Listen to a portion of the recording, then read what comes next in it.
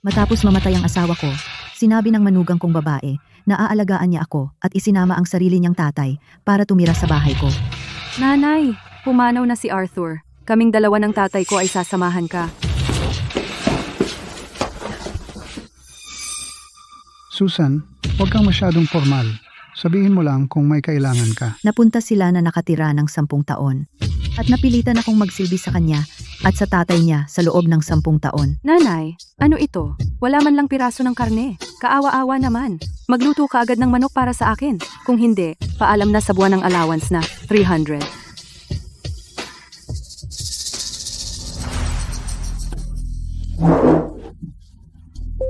Nanay, huwag mo akong tingnan. Buntis si Yvonne. Medyo irritable siya. Normal lang iyon. Hayaan mo siya. Pero hindi ko naisip na ang aking patuloy na pagtitiis ay magdudulot na siya ay sampalin ako ng 5 beses sa harap ng lahat.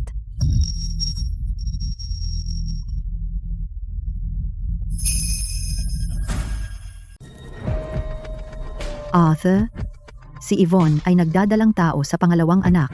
Sabi niya, ito ay malas na may portrait mo sa bahay. Pasensya na, pero kailangan kitang ilipat dito. Gusto ko ng sandwich mula sa Hench Restaurant. Kunin mo na para sa akin ngayon. Ang hench ay nasa east side. Malamig na yan pagbalik ko. Paano kung kumuha ako ng iba mula sa baba? Dinadala ko ang pamilya ninyong pangalawang mahalagang apo na lalaki. Hindi ako makakain ng mumurahing pagkain.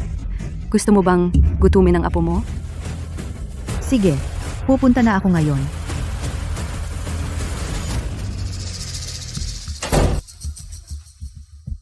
Tatay, kanina pa ako nakakaramdam parang may nakakatakot sa likod ko. Tara, itapon natin ang portrait ng matandang iyon. Day.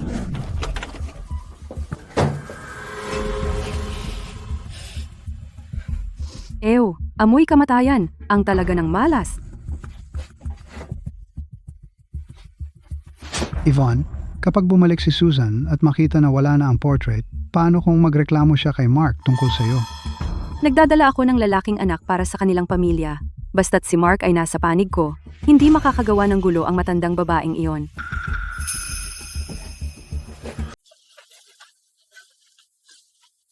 Bakit ang tagal mo? Hindi mo ba alam na hinihintay ka naming magluto? Kung magutom ang mahal kong anak, kaya mo bang panagutan yon? Pasensya na, Yvonne. Ang haba ng pila, parang walang katapusan. Binili ko yung sandwich na gusto mo at yung lollipop na mahal ni Toby. Sino nagsabi sa iyong bilhin yon para sa kanya? Hindi mo ba alam na nalalagas ang bagong ngipin niya?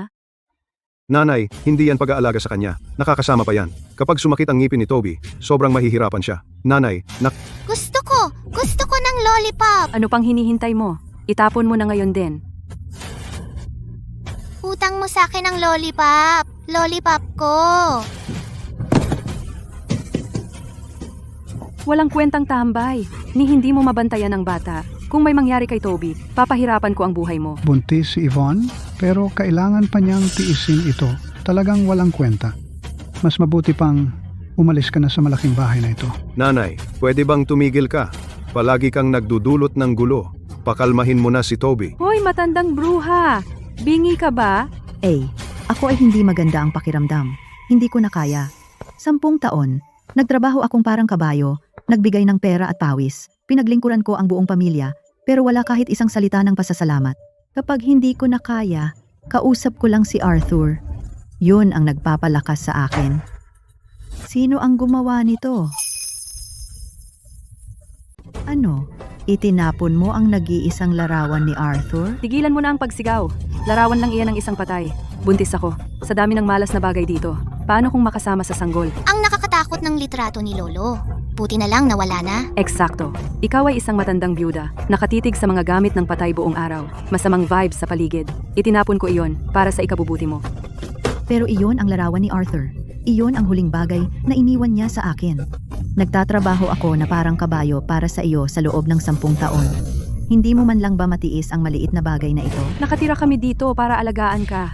Kung hindi, mababagot ka hanggang mamatay. Paano mo masasabi iyan nang walang konsensya? Sino ang nag-aalaga kanino sa mga nagdaang taon? Binigyan kita ng apo na lalaki at buntis ako ng isa pa tungkol sa iyong angkan. Nakadepende lahat sa akin. Ano kung itinapon ko ang ilang kalat? Kalat? Iyon ay. Nanay, larawan lang iyon. Kaya nawala na, hindi malaking bagay. Pamilya tayo, ganoon ba kaseryoso? Nanay, wala na si tatay. Hindi ako komportable na mag-isa kang nakatira. Kami ni Yvonne ay lumipat para samahan ka. Mula ngayon, Magiging masaya at masigla ang ating pamilya. sige, hindi iyon malaking bagay. Nanay, bilisan mo at humingi ng tawad kay Yvonne. Pagkatapos, kakalimutan na natin ito. Hindi sapat ang simpleng paumanhin. Kailangan kong makita kung paano siya kumilos mula ngayon bago ko isiping patawarin siya. Hindi ko kailangan ng iyong kapatawaran. Ito ang bahay ko. Lahat kayo, lumabas. Ano ang sinabi mo? Nababaliw ka na ba, matandang babae? Ang bahay na ito ay sa asawa ko.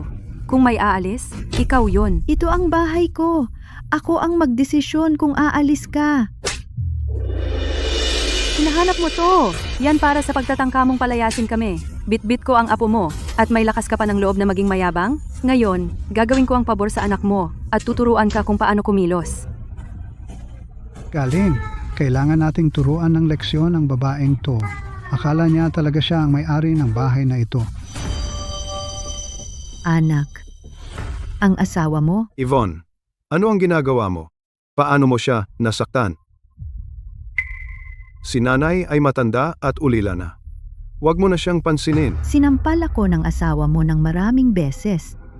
At pinapanigan mo pa rin siya.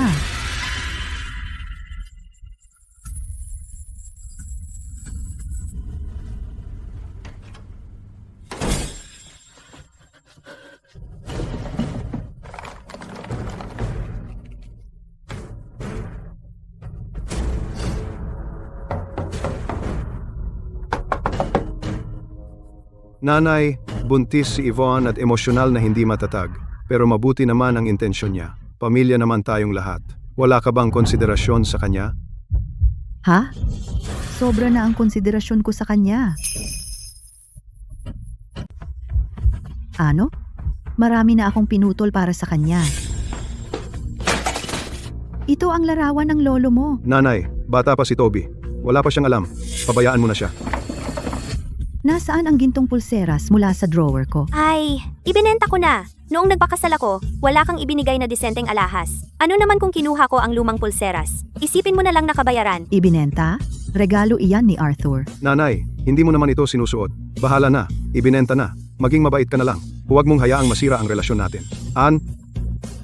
Anong ginagawa mo? Pumasok lang ako para kumuha ng isang bagay. Bukod dito, sa edad mo, nanlalata na ang suso mo hanggang tiyan. Bakit naman ako magkakagusto sa iyo? Ang kapal ng mukha mo. Nanay, hindi lang yun pagkakaintindihan. Pabayaan mo na. Kalimutan na lang natin ito. Okay? Sa bahay na ito, ang mga salitang madalas kong marinig ay, pabayaan mo na, at iyon ay tumagal ng 10 taon. Ngayon, sawa na ako dito. Ibebenta ko ang bahay. Nasa sentro ng lungsod ito, may enrollment quota sa paaralan para sa number 1 Experimental Primary School. May isa lang akong kailangan. Buong bayad, mas maaga ang closing, mas maganda. Ginang, mataas ang demand ng bahay na iyan. Pumunta lang kayo sa tindahan at punan ang form. Ipinapangako kong ibebenta ko iyan para sa inyo sa loob ng 3 araw. Arthur, 10 taon na akong nagtitiis sa ganito. Hindi ko na ito matatanggap. Itong bahay, itong pamilya, wala na akong gusto sa mga ito. Kapag nakuha ko na ang pera, sisirain ko na ang ugnayan sa pamilyang iyon ng mga linta. Tama na ang maging libre nilang yaya. Nanay, lumabas ka na sa wakas. Magluto ka na. Buntis si Yvonne at gutom na. Kung gusto mong kumain, ikaw na ang magluto. Lalabas ako. Galit ka pa ba, nanay? Ganito ba talaga kaseryoso? Medyo malakas ang pagkakasapak ni Yvonne, pero buntis siya at hindi matatag ang emosyon. Bakit mo pa pinersonal? Sinampal niya ako ng 5 beses sa publiko. Tatawagin mo lang, medyo malakas ang pagkakasapak? Teka, hindi naman niya sinasadya. Sige na nga. Ikaw naman ang unang nagsabi na palayasin kami. Kaya siya nagalit. Ang hirap maging nasa gitna. Pagod na ako sa trabaho, pero kailangan ko pang asikasuhin ang mga ito sa bahay. Hindi ka ba pwedeng umunawa? 10 taon akong gumigising ng maaga araw-araw para mamalengke at magluto. Naglinis din ako ng bahay. May nag-appreciate ba sa akin sa inyo? Isang ina na nag-aalaga sa anak niya, hindi ba natural lang iyon? Saka, si Yvonne ay nagdadalang tao ng ikalawang apo ng pamilya. Kung sakaling, sa sobrang galit, isama si Toby at tumakbo pa uwi sa pamilya niya. Hindi mo na makikita ang mahal mong apo. Natatakot kang tumakas ang asawa mo Pero hindi ka natatakot na ang nanay mo ay tumakas din? Anak mo ako, pamilya tayo, may dugong nag-uugnay. Sinong ina sa mundong ito ang mag-iiwan sa anak niya? Nagtatampo ka lang. Hindi mo naman talaga ako iiwan. Well, ngayon ay talagang puputulin ko na ang lahat ng ugnayan.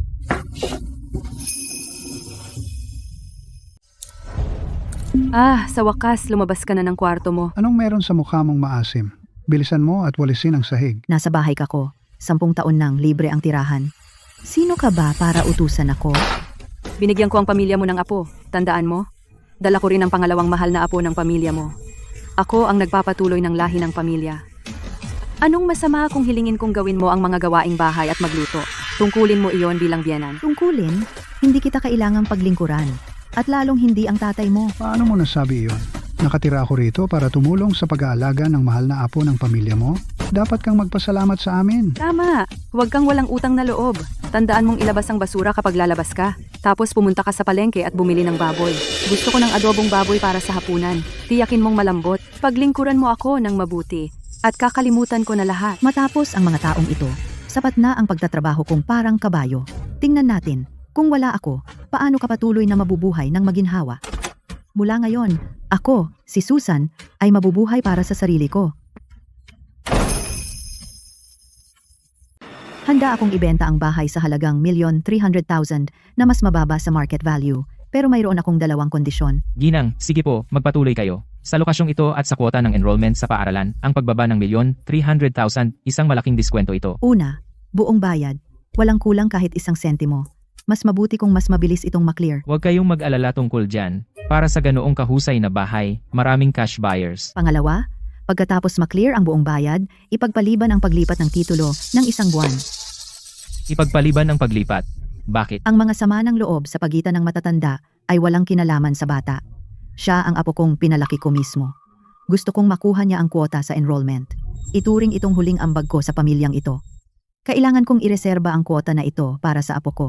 Pagkatapos siyang mag-enroll sa susunod na buwan, saka natin opisyal na ililipat ang titulo. O ginang, lahat ng bumibili ng bahay na nasa school district ay gusto ang kwota. Kung itatago mo ang kwota, hindi mabebenta ang bahay na ito kahit bawas ng 1,502,000. Alam kong mahirap ito.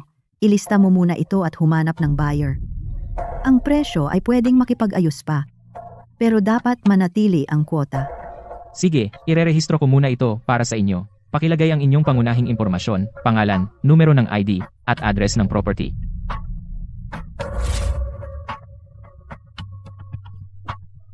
Ginang, so ang pangalan ninyo ay Susan. Miss, kilala ba ninyo ako? 20 taon na ang nakalipas. Hindi ba kayo nag-donate sa Northside Hope Elementary at nag-sponsor ng isang batang babae na nagngangalang Wani mula elementarya hanggang kolehiyo?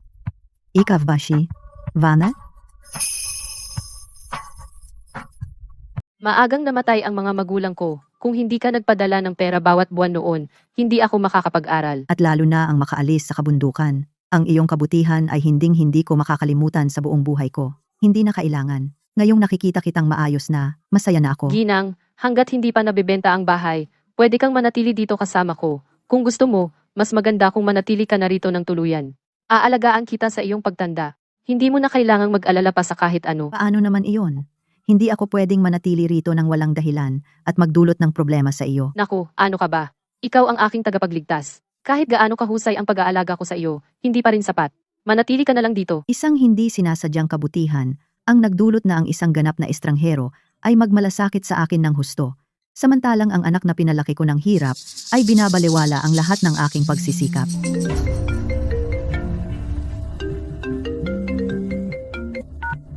Nanay, buong araw kang nagtatampo. Hindi ba sapat iyon? Walang nagluluto sa bahay. Si Yvonne ay gutom na gutom buong hapon. Kung papagutumin mo ang anak ko, kaya mo bang panagutan?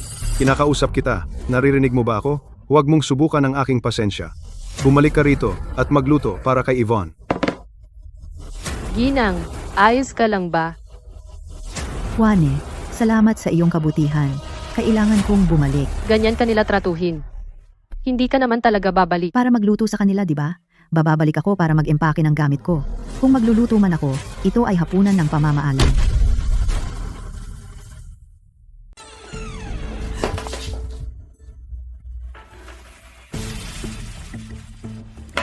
Ito ang gamot sa puso ni Lola. Bakit mo ito itinapon sa sahig? Ibinuhos ko lang, ano? Sige, sige. Hindi naman malaking bagay. Bibili na lang tayo ng bago. Yun lang. Bata pa si Toby. Hindi pa siya marunong. Bigyan mo siya ng pagkakataon. Ito ay gamot sa puso. Ito ang nagpapatuloy sa akin kapag inaatake ako. Sa paningin mo, wala lang ito? Sa loob ng 10 taon, lagi mo akong pinapalagpas sa lahat. At ano ang ginawa mo sa akin, ha? Mga bata ay masigla. Bakit ganyan ka sa bata? At saka, kung hindi mo itinago ng maayos ang gamot mo, huwag mong sisihin si Toby sa paglalaro. Inilagay ko ito sa drawer ng mesita. Pinapakialaman niya ang gamit ko. At sa tingin mo, ayos lang yun. Matandang bruka, paano mo masisisi ang anak ko kung hindi mo inilayo ang gamot? Paano kung na-curious si Toby at kinain ito? Hindi mo pinapahalagahan ang buhay mo. Huwag mo nang isama ang anak ko. Paano?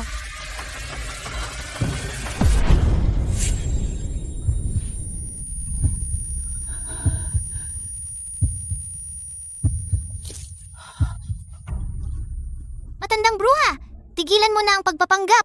Umalis ka na sa bahay ko. Sige, sige, aalis na ako. At akala ko pa naman tulad siya ng tunay kong apo, ire-reserve ko sana ang kwota para sa kanya. Hindi ko alam, tinuruan siya ng masamang ina niya na maging walang utang na loob dahil ganyan ang sitwasyon. Hindi na ako kailangang magpakita ng awa. Wane, nagbago na ang isip ko tungkol sa bahay. Hindi ko na ititago ang kwota. Ibenta ang bahay at ang kwota ng sabay. Buong bayad, mas maaga ang transfer. Mas maganda. Magaling! Ang anak ng kaibigan ko ay mag-aaral na sa susunod na taon at desperado na sa kwota na yon. Kung payag ka, pwede nating pirmahan ang kontrata at ilipat bukas. Sige, kita tayo bukas? Bukas, titiyakin kong kayong mga walang utang na loob lumayas sa bahay ko. May bitbit kang maleta. Saan ka pupunta ngayon? Palihim kang lumalabas araw-araw. Hindi ka na ba magtatrabaho? Hindi nyo na ako matiis, di ba? Eh di, mag-move out na lang ako. Mag-move out? Isang 60 anyos na babae kang, walang malapitan, saan ka pupunta? Hindi mo naman balak mag-empake at pumunta sa nursing home, di ba? Wala kang pakialam.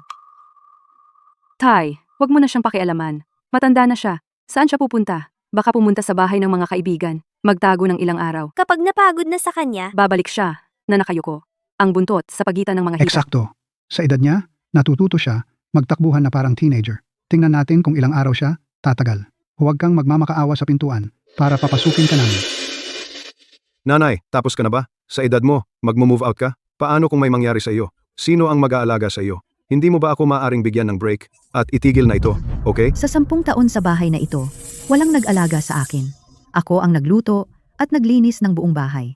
Ako na ang gumawa ng lahat para sa inyong 4. Ang ina na nag-aalaga sa anak ay natural lang. Anak mo ako. Hindi ba trabaho mong alagaan ako? Lumaki na ako. Hindi ba dapat pakainin mo ako? Pero wala akong obligasyon na paglingkuran ng asawa mo at ang biyenan mong lalaki. Bakit mo ginaganyan ang linya? Pamilya naman tayong lahat. Anak mo ako. Ang asawa ko at biyenan. Pamilya mo rin sila. Dapat magtulungan ang pamilya. Ano bang masama sa paggawa ng konting bagay? Noong sinaktan ako ni Yvonne, bakit hindi niya naisip na pamilya tayo? Noong inuutusan ako ni David, bakit hindi niya naisip na pamilya tayo? At ikaw, sarili kong anak, noong sumama ka sa kanila sa pang-aapi sa akin, bakit hindi mo naisip na pamilya tayo? Makinig kayo, tapos na akong maglingkod, kahit kanino. Nanay, ako lang ang nag-iisa mong anak na lalaki. Kung maglalakas loob kang lumabas ng pintong iyan ngayon, mas mabuting isipin mo ang mga kahihinatnan. Sige, sige na. Babalik siya. Hoy, pumunta ka sa palengke at bumili ng tadyang at isang lapu-lapu. Ihahanda natin ang mga iyan para sa hapunan. Kung babalik kang walang dala, huwag ka nang tumuntong pa sa bahay na ito. Dan mga tai. Puro pakitang tao lang. 3 araw lang siyang wala. Tapos, babalik siya at maglilingkod sa atin, tulad ng dati.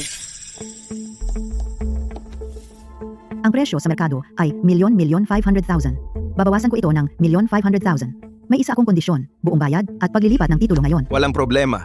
Nandito ako para sa kwota ng pagpapatala sa paaralan. Pwede kong i-transfer ang pera ngayon din. Sa iyo na ang bahay ngayon. Pero may ilang squatter na nakatira pa sa loob. Maaaring kailangan mong ayusin iyan ng mag-isa. Huwag kang mag-alala, Ginang. Sanay na ako dito. Kung alam nila kung ano ang makakabuti sa kanila, aalis sila ng kusa o ipapalabas ko sila ng patay.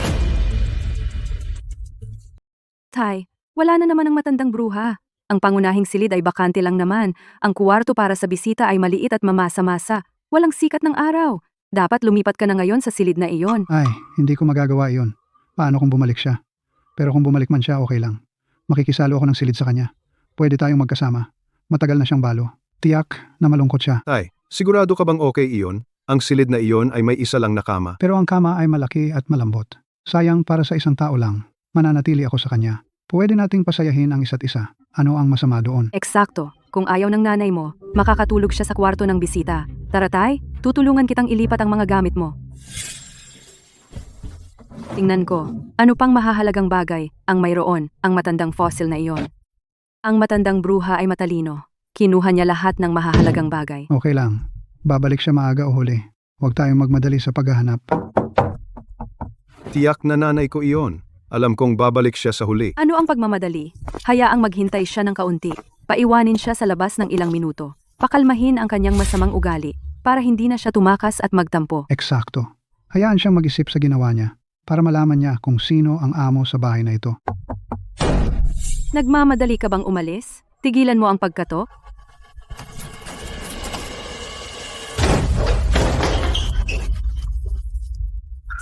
Sino ka?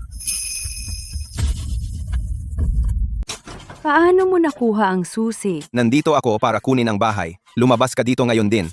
Subukan mong pumasok. Makikita mo. Ito ang bahay ko. Pumapasok ka nang walang pahintulot. Tatawag ako ng pulis ngayon din.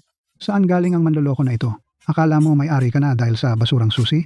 Umalis ka o pagsisisihan mo yang. Pre, nagsakamali ka ba? Maayos naman kaming nakatira dito. Bakit mo kukunin ang bahay? Hindi ba sinabi sa'yo ni Susan?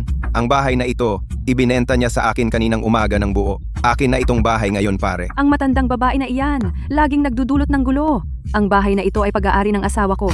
Anong karapatan niyang ibenta ito? Tawagan mo na ang nanay mo. Ano bang nangyayari? Kumusta ang numerong iyong diniyal? Ay pansamantalang hindi magamit? Ang matandang bruha na iyan. Ang kapal naman niyang hindi sumagot ng tawag. Tama ang ginawa ni Susan na ibenta ang bahay. Ang pagkakaroon ng mga palamunin na gaya ng anak at manugang niya, dapat ay pinutol na niya sila noon pa. Wala akong oras sa kalokohan mo. May 10 minuto ka. Iimpake mo ang gamit mo at umalis ka. Hindi kami pumayag na ibenta niya ang bahay. Ito ang bahay ko. Hindi ako aalis. So hindi ka aalis ha? Kung gayon, huwag kang magalit kung itapon kita at ang gamit mo sa bintana.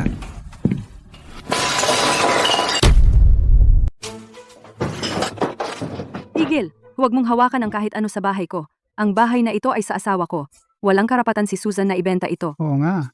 Yung matandang balo ay tiyak na palihim na kinuha ang titulo ng lupa at ibinenta. Imposible.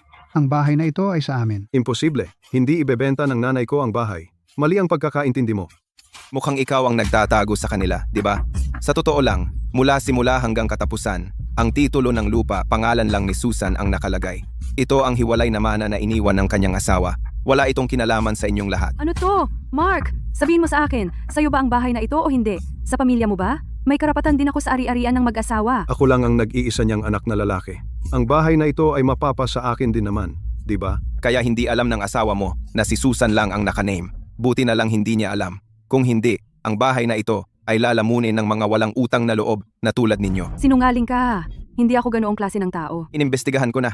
Pinatira kayo ni Susan dito ng libre sa loob ng 10 taon. Inilaan niya ang buong pensyon niya para sa pamilyang ito.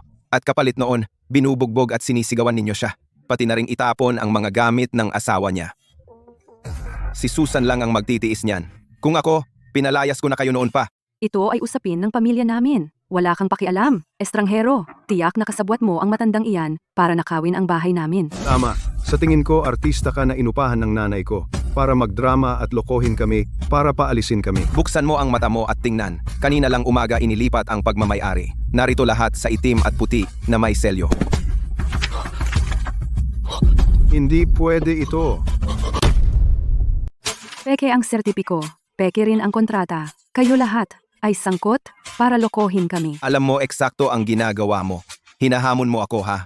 Magpatuloy ka sa paglalaro at itatapon kita at ang kalokohan mo. Buntis ako. Huwag mong subukang hawakan ako. Kung ang aking sanggol ay makaranas ng hindi inaasahang trahedya, magbabayad ka para dito. Ay nako, ang asawa ni Mark, ginagamit pa ba niya ang kanyang pagbubuntis bilang panangga? Buong araw, ginagamit ang tiyan na iyan, inaatasan si Susan na magluto at maglinis. Akala mo nagdadala siya ng munting prinsipe. Sigurado, ang pagbenta ng bahay na ito ay tamang hakbang. Hindi sila tumitigil sa pag-aaway at paggawa ng gulo sa bahay. Ang buong gusali ay walang kapayapaan. ngayong lilipat na sila, magkakaroon tayo ng katahimikan. Narinig mo yon? Kaya ang iyong masamang reputasyon ay kumalat sa buong gusali. Kung ako sa iyo, magtatago ako sa butas. Hindi para sa inyong mga tagalabas na makialam sa aming pampamilyang usapin. Kayo lahat ay sangkot sa luma ng taong iyon. Ay, ang sakit ng tiyan ko. Tinakot mo ako. Kung may mangyari sa aking sanggol, lalaban ako sa iyo hanggang kamatayan. Alam ko na magiging manloloko kayo. Nagre-record ako simula nang pumasok ako. Mula nang buksan mo ang pinto at nagsimulang sumigaw, lahat ay na-record ng malinaw. Kung talagang nasa problema ka, direkta tayong pupunta sa ospital para magpatingin. Kung nagpapanggap ka, ikakaso ka ng panloloko. Kumusta, pulis? Gusto kong magulat ng krimen. May isang ilegal na sumasakop sa aking pribadong ari-arian at sinadyang nagkukwento ng aksidente para ako'y ibintang. Ginang, hindi ka talaga sasama sa akin. Nandito na ang pulis, hindi sila maglalakas loob na gumawa ng gulo. Hindi. Ayoko nang makipagtalo sa kanila. Sige, asikasuhin mo na yan.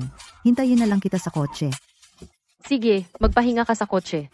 Babalik ako agad. Opisyal, andito ka na sa wakas. Pumasok siya ng walang pahintulot sa bahay ko at sumigaw-sigaw para takutin ako. Buntis ako at sobrang sakit ng tiyan ko ngayon. Opisyal, huwag kang maniwala sa kalokohan niya. Ni hindi ko siya hinawakan. Siya ang nagwawala kanina.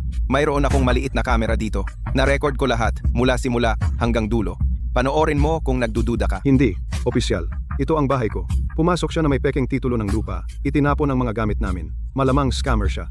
Opisyal, ako ang kinatawan ng... May-ari ng bahay, si Susan. Ang bahay na ito ay personal na mana ni Susan mula sa asawa niya na siya lang ang nagmamay-ari. Kaninang umaga, ibinenta ito ng diretsyo kay Ginoong Smith. Kumpleto na ang lahat ng proseso ng paglipat, ganap na legal at sumusunod sa batas. Bukod pa rito, ang pamilyang may 4 na miyembro ay naninirahan sa bahay ni Miss Susan ng libre sa loob ng 10 taon. Walang kahit isang sentimo sa upa o gastusin, lahat ng suporta ay mula sa kanyang pensyon. Wala silang karapatan sa ari-arian, miligal na karapatang tumira, at ngayon ay gumagawa ng iligal na pananakop. Sa pag-aari ng iba. Kalokohan! Ako ang manugang niya. Natural lang na tumira, kasama ang aking biyanan. Wala siyang obligasyon na suportahan ang pamilya ng anak niya. Pabayaan pa ang tatay mong naninirahan ng libre sa 10 taon. Sino man ay magsasawa. Si Susan, dahil sa ugnayang pampamilya, tiniis ito sa loob ng 10 taon. Ngayon, ang pagbawi ng kanyang sariling bahay ay makatarungan, makatwiran, at legal. Paano siya naging napakawalang puso? Pero ako ang sarili niyang anak at ibinenta niya ang bahay. Iniwan kaming 4 na walang tirahan. Anong klaseng ina ang gagawa niyan? Oo, ang matandang iyon ay masyadong malupit. Malapit nang magsimula si Toby sa elementarya. Ibinenta niya ang bahay. Hindi man lang iniisip ang sarili niyang apo. Pinutol niya ang kinabukasan ng buong pamilya natin. Oh, ngayon mo lang naalala na siya ang iyong ina. Sa loob ng 10 taon, sumipsip ka sa kanya at noong nagtrabaho siyang parang kabayo para sa iyo, hindi mo ba siya naisip na iyong ina noon? Kahit ang isang tunay na ina ay hindi kailangan pakainin ang isang grupo ng mga linta. Ang mga bagay ng aming pamilya ay wala sa iyong pakialam. Tagalabas, siya ay masyadong lumayo ngayong pagkakataon. Hindi ba siya natatakot na magkaroon walang mag-aalaga sa kanya, sa kanyang katandaan? Umasa sa iyo? 10 taon mo siyang pinagsipsipan. At pinabayaan mong apihin siya ng iyong asawa. Kumuha siya ng nursing home at isang live-in caregiver. Iyan ay 10,000 beses mas maaasahan kaysa sa iyo. At tungkol sa pag-aalaga sa kanya, sa kanyang katandaan, mag-aalaga ba ang isang anak na sumasandok lang sa kanyang ina talaga sa kanya? Sigurado? Nakatira ka sa kanyang bahay at inaapi ang isang malungkot na matandang babae at may kapal pa ng mukha na magsalita tungkol sa pag-aalaga sa kanya. Kung ako si Susan, matagal na kitang itinakwil. Kung maglakas loob siyang gawin iyon, hindi na siya tatawaging lola ni Toby. Tinuruan mo si Toby na itapon ang gamot na nagliligtas buhay ng kanyang lola. Isang apo na ganyan. Sino ang nangangailangan sa kanya? Siya ay isinasaalang-alang pa rin ang ugnayan ng pamilya at balak pang panatilihin ang kota para sa bata. Ngunit ginawa mong walang puso ang bata. Ngayon nawala na ang kota. Kasalanan mo lahat. Tama na. Ang pagmamay-ari ng ari-arian ay malinaw ng napatunayan. Walang alinlangan. Kaya opisyal naming ipinaalam sa iyo, sa loob ng 16 oras, dapat mong alisin lahat ng iyong personal na gamit. Kung hindi, magpapatuloy kami sa sapilitang pagpapatupad. Ito ba ang anak at ang kanyang asawa? Na umaasa pa sa kanyang nanay? No? Narinig ko na napakasama ng ginawa nila sa matandang babae. Sa wakas ay pinalayas na. No? Tama lang sa kanila. 10 taon silang walang bayad na tumira. Ginawa nilang katulong araw-araw. Walang magtitiis niyan. Kasalanan mo lahat. Walang kwenta kang lalaki. Hindi mo man lang mapangalagaan ang bahay ng sarili mong nanay. Buntis ako at ngayon walang tahanan. Bulag yata ako noong pakasalan ka. Kung hindi ka lang nagdudulot ng gulo, araw-araw, ibebenta ba niya ang bahay? Sarili mo ang may kasalanan nito. Ngayon, ako pa ang sinisisi mo? Paano mo nasasabi iyan tungkol sa anak ko? Pumunta ako dito para magkaroon ng payapang buhay kasama ang aking anak. At ngayon, tingnan mo, hinila mo ako pababa. Ang kapal ng mukha mo. Isang manugang lang. 10 taon kang tumira sa bahay ko. Kumakain at umiinom ng libre. Sumilip ka pa sa nanay ko sa shower. Kung hindi dahil sa iyo. At darating ba tayo sa ganito? Wala akong pakialam. Dala ko ang anak ng pamilya mo. At ngayon wala na tayong bahay. Kapag nakalabas si Toby sa kindergarten, dadalhin ko siya at aalis ako. Hindi ko na kayang mabuhay ng ganito. Paano ko malalaman na ang nanay ko ay napakawalang puso? Ako lang ang nag-iisang anak niya. Paano niya ako basta-basta tinakwil? Susan? Tara na. Tapos na lahat. Nanay! Nanay! Bumaba ka! Hindi mo ito magagawa sa akin. Nanay, huwag kang umalis. Nanay, huwag kang umalis. Huwag kang umalis. Susan, matandang fossil ka. Maghintay ka lang. Ka, matandang babae. Anong magandang buhay ang makukuha mo diyan? Babalik ka rito umiiyak at namamali mo sa amin sa loob ng 2 linggo. Pagkatapos, titingnan namin kung tatanggapin ka namin. Alam ko na parang katawa-tawa ito. Pero, ito ang unang beses ko sa isang buffet restaurant. Noong malaki pa ang pamilya, mahirap ang pera. Palagi kong iniisip na ang ganitong lugar ay sayang lamang sa pera. Daan-daan ako rito ng maraming beses, pero hindi ako nangahas na pumasok. Iyon ay nakaraan na, Susan. Mula ngayon, pwede na tayong kumain ng kahit anong gusto natin. Bilang isang babae, kahit gaano ka katanda, kapag nagsimula kang mabuhay para sa sarili mo, hindi pa huli ang lahat. Tama ka. Noong una, lagi ko silang inuuna. Naghirap ako para sa pamilyang ito sa buong buhay ko. Nakalimutan ko pa kung ano ang gusto ko. Ngayon, naibenta ko na ang bahay at may pera ako, pero wala akong ideya kung paano ito gastusin. Hindi mo ba sinabi na gusto mo ng bagong bahay? Tumingin ako sa ilang maliliit at maliwanag na apartment malapit sa parke. Perpekto para sa pagreretiro. Dadalhin kita para tingnan ang mga ito sa loob ng ilang araw. Sige, kung ano ang gusto mo. Isa pa, sa nakaraang 10 taon, ang iyong anak at ang kanyang asawa ay kumukuha sa iyong pensyon nang walang pahintulot. Ang perang iyon ay maaaring mabawi sa pamamagitan ng legal na paraan. Kung gusto mong ituloy ito, matutulungan kita na makipag-ugnayan sa isang abogado kahit kailan. Kalimutan mo na. Nakuha na ang bahay. Pinalayas na sila. Ngayon mas maganda ang pakiramdam ko. Pagkatapos ng lahat, dugot laman ko pa rin siya. Nasasaktan din ako. Sige, kahit anong sabihin mo. Kung sakaling magbago ang isip mo, sabihin mo lang sa akin kahit kailan. Nanay, sobra ka na. Ako lang ang anak mo. Paano mo ako iiwanan? Hindi ka ba takot na sabihin na malupit kang ina na iniwan ang anak mo? Ang bahay ay akin. Maaari ko itong ibenta kung gusto ko. 10 taon kang tumira ng libre. At hindi ako humingi ng kahit 1 sentimo na renta. Nagampanan ko na ang bahagi ko. Hindi ko siya masasagot ngayon. Mas nakikinig siya sa mahinahon kaysa sa matigas. Pakalma muna siya. Kapag lumipas na ang gulo, ako na ang magpapasya kung ano ang susunod. Nanay, alam kong mali ako. Naging walang puso ako. Pwede mo akong paluin, sigawan, kahit ano. Huwag mo lang akong iwan. Maghanap ng ibang lugar at magiging maayos na tayo mula ngayon. Aalagaan kita sa iyong katandaan. Sa 10 taon na ito, binigyan kita ng hindi mabilang na pagkakataon. 10 taon ng pag-unawa. At wala kahit katiting na sinseridad ang kapalit. Mark, mag-ina tayo. Ngunit dito na nagtatapos ang ating ugnayan. Simula ngayon, magkakahiwalay na tayo ng landas. Sana bawat isa ay mamuhay ng payapa. Sige, nakaraan na iyon. Wane, kumain na tayo. Tapos pupunta tayo para tingnan ang bahay. So, pumayag na ba yang matandang bruha? Pumayag ba siya na makabalik tayo? Sige na, ikaw lang ang anak niya. Hindi kanya basta-basta pwedeng iwan. Sabi niya gusto niyang mag-isa na. Walang kwentang tambay. Hindi mo man lang kaya ang sarili mong nanay. Tingnan mo tayo ngayon. Nasa lansangan tayo dahil sa'yo. Masaya ka na ba? Ano ba ang iniisip ko? Nagpakasal sa isang talunan na tulad mo? Oo, hindi mo kaya ang isang matandang babae. Talagang bigo. Tatay, Yvonne, sa tingin mo, mali ba talaga ang ginawa natin? Mali? Hindi. Ikaw lang ang anak niya. Ang pera at bahay ay sayo rin sa huli. Kapag tumanda na siya at hindi na makagalaw, kailangan kanyang umasa. Habang kaya pa niyang gumalaw, dapat mas tulungan kanya. Hoy, kayong dalawa, tumigil na. Mark, humanap ka ng matutuluyan natin. Hindi tayo pwedeng matulog sa kalye. Salamat, Wane. Nakahanap ka pa ng tao para ayusin ang mga lumang larawang ito. Sa 10 taon na ito, wala tayong kahit isang buong larawan sa bahay. Pero ngayon, sa wakas, maaari na nating isabit ng may pagmamalaki. Ito ang pinakamaliit na magagawa ko. Kung alam niyang masaya ka ngayon, matutuwa rin siya para sa'yo. Sa totoo lang, ang pananatili dito sa mga nakaraang araw, sa wakas, pakiramdam ko, akin na ang buhay ko. Hindi na kailangang gumising bago mag-umaga para mamalengke at magluto. Hindi na kailangang mag-ingat sa paglilinis. Tahimik at payapa. Parang tahanan ito. Kung gusto mo rito, manatili ka hanggat gusto mo.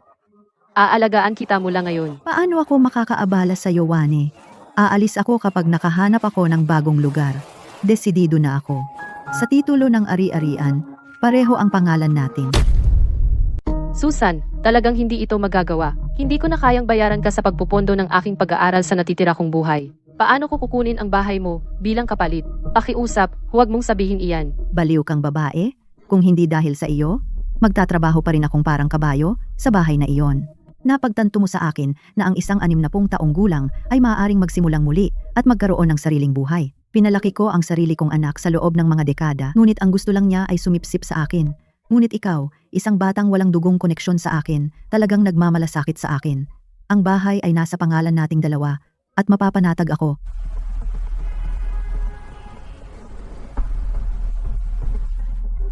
Ang dumi naman, maliit at marumi, amoy amag, angkop ba ito para manirahan? Tatay, napakarumi at maliit dito. Ayaw kong manatili dito. Gusto kong umuwi. Mark, nakita mo ang basurang ito para sa akin at sa batang tirahan? Hindi ako mabubuhay ng ganito. Babalik ako sa aking pamilya. Pansamantala lang kami dito. Kapag nakahanap na ako ng maayos na lugar, sa loob ng ilang araw, aalis na kami. Hindi ko talaga maintindihan. Ang nanay mo ay may milyon-milyon. Kung magbibigay lang siya ng kaunti, mabibili niya tayo ng apartment. Ikaw lang ang nag-iisa niyang anak na lalaki, kaya sa iyo ring mapupunta ang pera. Anong masama kung gamitin na natin ang iba ngayon? Oo naman, nagpalaki ka ng anak para sa iyong pagtanda. Kung hindi sa iyo, kanino pa niya gagastusin iyon? Kapag matanda na siya at nakahiga na lang, ikaw ang mag-aalaga sa kanya. Bakit bigla siyang naging walang puso? Teka, huwag kang tumayo lang diyan. Matutulog ako sa master bedroom. Tatay, dalhin mo si Toby sa guest room. Mark, sa sofa ka matutulog. Kapag kumalma na ang nanay mo sa ilang araw, pwede kang lumapit at kumbinsihin siya. Hindi ako naniniwalang magiging walang puso siya para iwanan tayo. Sandali, ako matutulog sa sofa. Masyadong makitid ang sofa na ito para maigalaw ko man lang ang mga binti ko. Paano ako matutulog diyan? At kailangan ni Toby gumamit ng banyo sa gabi. Mas madali kung dadalhin ko siya sa master bedroom. Magkakaroon ka ng kapayapaan at katahimikan sa guest room. Mark, may konsensya ka ba? Buntis ako ng anak ng pamilya mo. Maliit at matigas ang kama sa guest room. Natatakot ako na baka gumulong ako at madaganan ng sanggol. Paano kung mahulog ako o mabangga sa isang bagay? Makinig ka, either matutulog ako sa master bedroom o dadalhin ko ang sanggol at babalik sa pamilya ko. Eksakto. Ako ang nakatatanda dito. Hindi tama na patulugin sa sofa ang isang nakatatanda. Mag-uusap ang mga tao sa likod mo. Matanda na ako at masakit ang likod ko. Masyadong bukol-bukol ang sofa. Hindi ako makatulog diyan. Tatay, Yvonne, Tigilan mo na ang kalokohan. Buntis ako, kaya sundin ang sasabihin ko. Akin ang master bedroom. Lalaki ka na. Hindi ka ba makatiis ng ilang gabi? Noong nasa paligid pa ang nanay mo, binigay lahat sa'yo. Ngayon nagrereklamo ka sa pagtulog sa sofa? Tama, ikaw at ang nanay mo ay nabuhay ng maganda sa loob ng maraming taon. Ano ba ang kaunting hirap ngayon? Mag-empake ka na at tumigil ka sa kakulitan.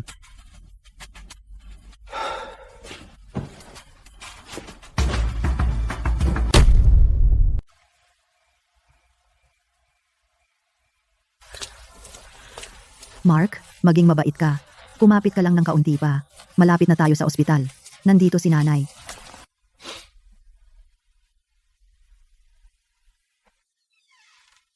Ito ang ipon na iniwan ng tatay mo.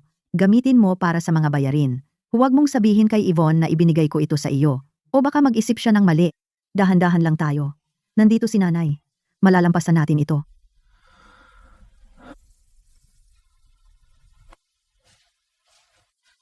nanay, bakit hindi ka matulog sa kwarto? May trabaho ka bukas. Ayokong istorbuhin ka. Ayos lang ako dito. Kung magising ang sanggol, mapapatahimik ko siya agad. Nanay, pasensya na. Ginang, tingnan ninyo. Ang aming komunidad ay puro mabababang bahay na may hardin. Karamihan ng mga kapitbahay ay retirado. Kaedad mo. Nagtitipon sila para sumayaw ng line dance, maglaro ng chess, at napakasigla talaga. Ang pamamahala ng ari-arian ay nagpapatrolya 24/7, kaya walang problema sa kaligtasan. Kakalipat mo lang? Halika, tumambay sa plaza. Ang grupo naming sumasayaw ay pwedeng gumamit ng dagdag na tao. Oh, see.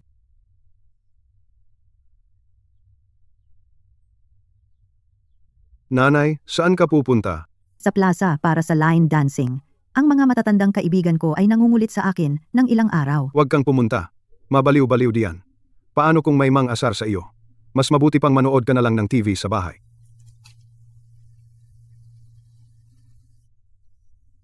Nanay, luluwas ka para maglaro ng baraha. Huwag kang pumunta. Ang mga taong iyan ay napakatuso. Tinatarget nila ang mga matatanda. At paano kung may manloko sa iyo? Fine 9. Bakit hindi na lang manatili sa bahay at panoorin si Toby?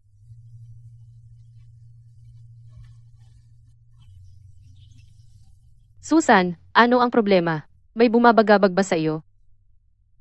Napaisip lang ako bigla. Laging sinasabi ni Mark na maraming masasamang tao at manloloko sa labas. Ayaw niya akong payagang lumabas. Naniwala talaga ako doon. Ngayon ay napagtanto ko. Ang paglabas mula sa ilalim ng payong na ito, nawala palang ulan. 2 araw na tayong instant noodles. Kung patuloy tayong kumakain ng ganito, baka kulang sa nutrisyon ang sanggol sa tiyan ko. Mark, pumunta ka sa kusina at magluto. Gusto ko ng sariwa. Buong araw akong nasa labas para sa trabaho. Sakit na ng mga binti ko. Paano ako magkakaroon ng lakas para magluto? Magprito ka na lang. Mark, may konsensya ka ba? Nagdadalang tao ako para sa pamilya mo. Paglulutuin mo pa ang buntis? Si, kung ayaw mong magluto, wag. Pwede bang tumigil ka muna? Send. YI. Noong nasa bahay pa tayo, laging handa ang pagkain ng nanay mo. Pero ngayon, ni hindi man lang tayo makakuha ng mainit na pagkain. Ang malas ko talaga na napangasawa kita. Tay, bakit hindi ka na lang magluto? Mag-isa ka lang ng simple. Tiyagain na lang natin. Hindi pwedeng, ano bang alam ko sa pagluluto? Noong buhay pa ang nanay ni Yvonne, siya ang gumagawa ng lahat ng gawaing bahay. Nang mamatay siya, lumipat kami ni Yvonne sa inyo. Sa loob ng 10 taon, nanay mo ang nagluto at naglinis. Hindi man lang ako humawak ng sandok. Tama nga. 10 taon, si nanay ang nagluluto. Ni minsan hindi tayo nagluto.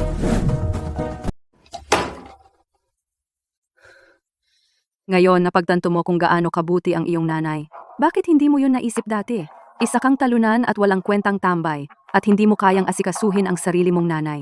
Ngayon, kailangan naming tumira sa basurang ito, kasama ka. Kumakain ng instant noodles araw-araw. Eksaktong tama. Bakit hindi mo sinabi sa amin noon na ang titulo ng lupa ay nasa pangalan ng iyong nanay? Kung alam lang namin dati, nakagawa sana kami ng plano. Ang iyong nanay ay nasa bahay pa sana ngayon. Naglilingkod sa amin ng masunurin. Ano ang silbi ng pagsabi ng lahat ng ito ngayon? Nagdesisyon na ang nanay ko na itakwil ako. Itatakwil ka, ha? Ikaw ang kaisa-isa niyang anak na lalaki. Ang kanyang ari-arian ay magiging iyo maaga o huli. Wala akong pakialam. Mananatili ako sa basurang ito ng 3 araw pa lang. Mamalimos ka sa nanay mo na tanggapin ka o maghanap ng malaking apartment at ilipat kami doon. Hindi mo maaasahan na ang isang buntis tulad ko ay manganak sa inupahang ito na may amag. Lumipat? Lumipat gamit ang ano? Nagastos ko na lahat ng ipon ko. Tama. Binibigay ko sa iyo ang 80% ng sahod ko kada buwan. Gamitin mo ang pera. Umupa muna tayo ng mas magandang bahay para makaraos. Ubus na. Ubus na lahat. Mga klase ni Toby pagkatapos ng eskwela, merienda at mga laruan, lahat sa bahay may gastos. Buntis ako at kailangan ko ng mga suplementong pangnutrisyon. Napakaraming gastos. Ubos na lahat. Kumikita ako ng LAF Devon 1,000 kada buwan at binibigay ko sa iyo ang LAF Devon 5. Ang klase ni Toby ay 15,000 lang kada buwan. Paano naman naubos lahat? Ipaliwanag mo sa akin ngayon. Saan napunta ang natitirang pera? Alam ko kung saan napunta ang pera. Noong nakaraang buwan, nakita ko si nanay na kumuha ng malaking salansa ng pera at ibinigay kay tito.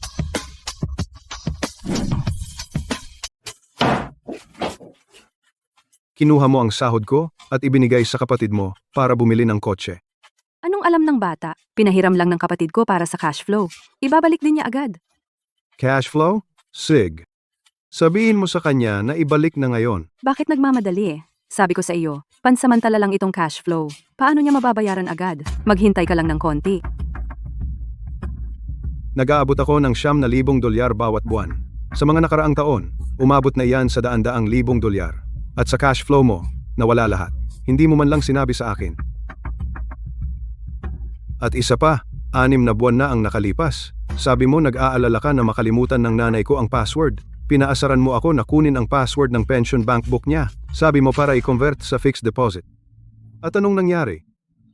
Ang buwan ng pensyon niya na mahigit $4,000 nawawala sa mismong araw na pumapasok. Saan napunta ang perang iyon? Tumigil ka sa pagsigaw. Ang liit na bagay na yan, pinag-aawayan pa? Si Yvonne ay nagbigay ng 2 anak sa pamilya mo. Malaking ambag na iyon. Ano ba namang masama kung gumamit siya ng konting pera para tulungan ang pamilya niya? Perang pensyon iyan ng nanay ko. Kinukuha niya ang pensyon ng nanay ko para tulungan ang pamilya mo. At sa tingin mo tama iyon? Mark, huwag kang ganyan kaastang. Kung hindi mo kami pinagbigyan, magagalaw ba namin ang perang iyon? Ang totoo, nasasaktan ka lang dahil hindi napunta sa bulsa mo ang pera. Kaya ka ganyan, nagmamadali. Ikaw, Tama nga Mark, tama ang tatay ko. Kung hindi ka nagpikit mata sa lahat ng mga taon na ito, hindi ko makukuha ang bankbook ng nanay mo. Ngayon hindi na tayo nakakaraos. At sinisisi mo lahat sa amin. Anong klaseng lalaki ka ba? Hayaan mong maging totoo ako sa iyo. Lahat ng pera ay ipinadala sa bahay para magtayo ng 3 palapag na bahay para sa aking anak. Magpapakasal na siya. Hindi siya pwedeng walang bahay na tirahan ng mag-asawa. 10 taon kang tumira sa malaking bahay sa syudad. Tama lang na tulungan si John? kaya 10 taong nagtipid ang nanay ko at ako. Para magtrabaho na parang kabayo para sa pamilya mo? Eh ano kung nagtrabaho ka na parang kabayo? Binigyan kita ng 2 anak? Hindi ba may halaga iyon? Bukod doon, hindi estranghero ang kapatid ko. Kapag naghihirap ka sa hinaharap, pwedeng tumulong siya sa iyo.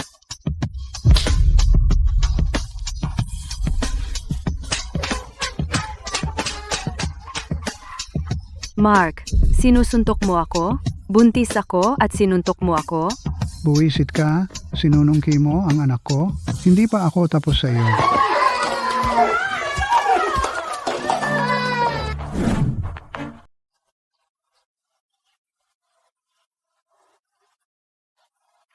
Susan, nasuri ko na ang guest room para sa iyo. Nakaayos na ang aparador at mesa. Nakaharap ito sa timog, mas maganda ang liwanag kaysa sa master bedroom. Ang guest room ay para sa iyo. Karaniwan kang abala sa trabaho. Kung pagod ka, pumunta ka rito at tumigil ng ilang araw. Huwag kang mahiya, maginhawa ka lang. Sige, tatanggapin ko ang alok mo. Simula ngayon, pupunta ako rito araw-araw para sa iyong braised pork. Basta, huwag kang magsawa sa akin. Sa lumang bahay, hindi ko man lang mailagay ng maayos ang larawan ni Arthur. Kapag lumipat na ako, ilalagay ko ang kanyang larawan sa istanting ito, ng buong pagmamalaki at hayagan. Sa 1 linggo, magkakaroon tayo ng opisyal na housewarming. Aanyayahan ko ang ilang matandang kaibigan upang magdiwang, simpleng seremonya lamang. Bahala ka. Ako na ang bahala sa pamimili. Sisiguraduhin kong perpekto ang lahat.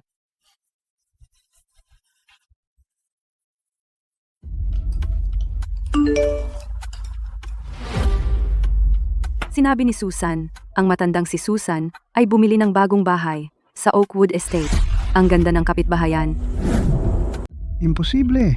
Wow, ang galing. Sinabi ko sa'yo, nag-iipon lang ng pera.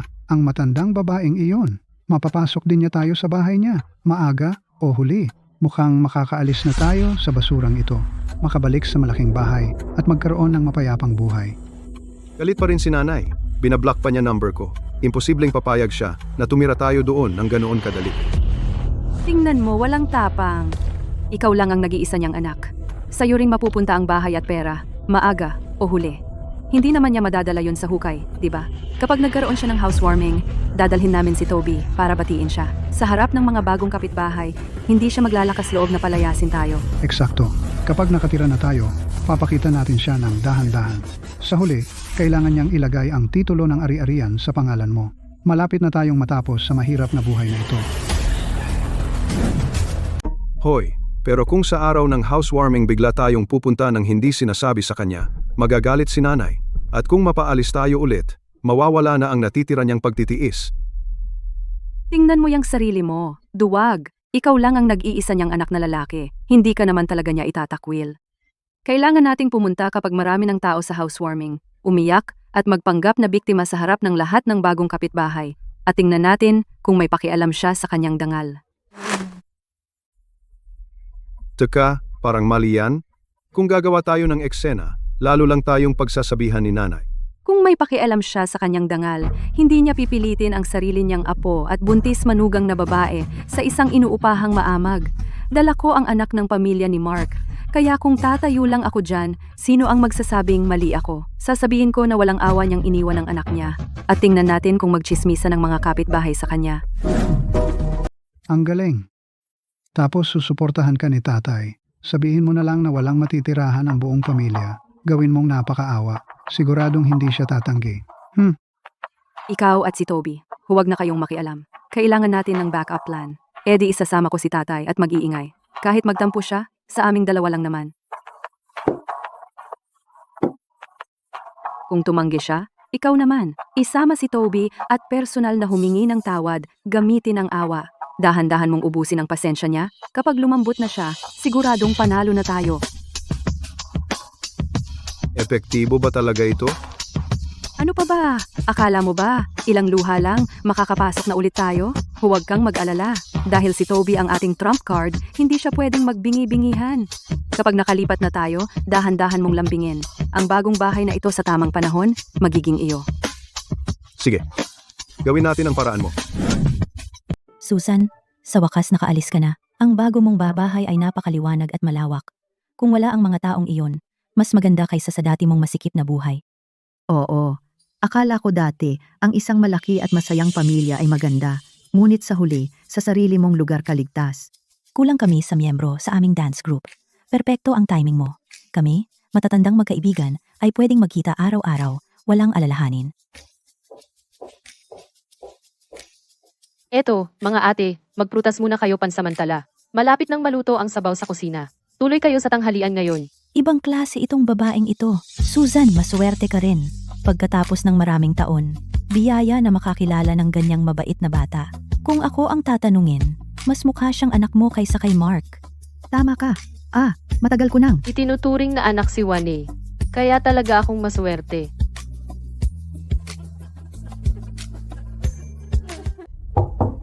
Sino yan?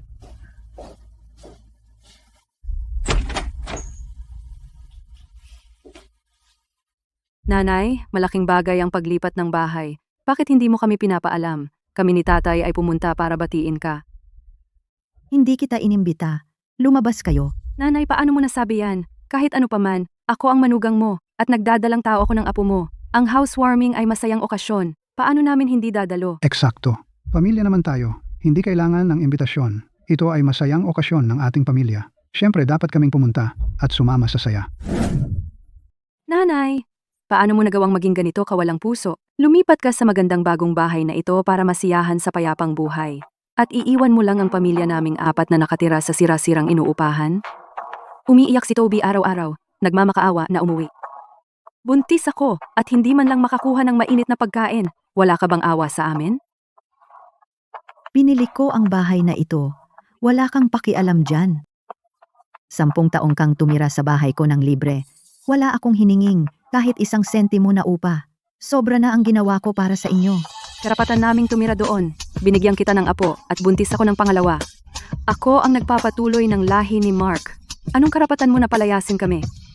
Kailan ba naging uso na ang biyanan ay pilitin ang sariling apo at buntis na manugang na babae na tumira sa sirasirang bahay? Tama. Meron bang ina sa mundo na gagawa ng ganyan? Baliwala ang sariling anak at apo para magtago at mag-enjoy sa payapang buhay? Ano kaya ang sasabihin ng iba?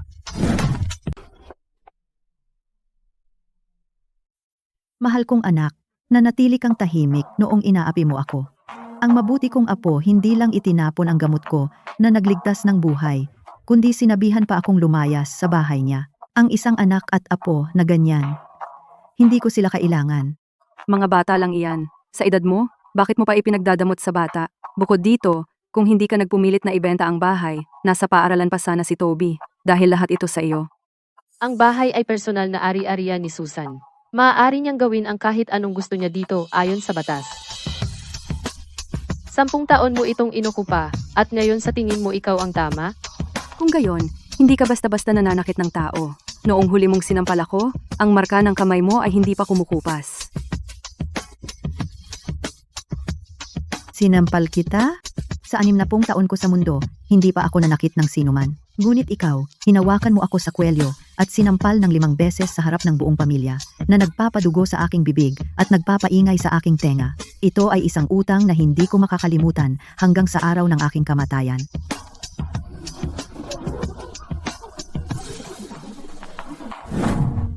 Dahil hindi ako pumayag na itapon mo ang larawan ng yumaong asawa ko, sinampal mo ako ng 5 beses sa harap ng buong pamilya. Mayroon bang manugang na katulad mo sa buong mundo? Nagtataka ako kung bakit ka nagmamadaling ibenta ang bahay ng biglaan. Mukhang labis kang nasak. Nanirahan kami sa lumang lugar ng mahigit 10 taon. Alam ng lahat. Ikaw, Yvonne, ginagawang libreng katulong ang iyong biyenan araw-araw at may kapal ka pa ng mukha. Siya ang aking biyenan. Hindi ba natural lang na siya ang magsilbi sa akin? Nag-aanak ako ng 2 para sa pamilya ni Mark. E di kung gumawa siya ng gawaing bahay at tumulong, kusang loob niya itong ginagawa. Eksakto. Ang ating Yvonne ay kasalukuyang buntis. Siya ay emosyonal na hindi matatag. Bilang isang biyenan, dapat siyang maging mas maunawain. Sa halip, sumasagot siya at nagdudulot ng gulo. E di kung sinampal niya ito ng ilang beses. Wala kang hiya. David, nanirahan ka sa bahay ni Susan ng 10 taon? Nagpapatira lang? At may lakas ka ng loob na sabihin iyon? Kayo lahat ay mga walang utang na loob na mga hamak. Ang kapal ng mukha. Kumakampi ka sa matandang bruhang ito. Nagkakaisa kayo laban sa amin.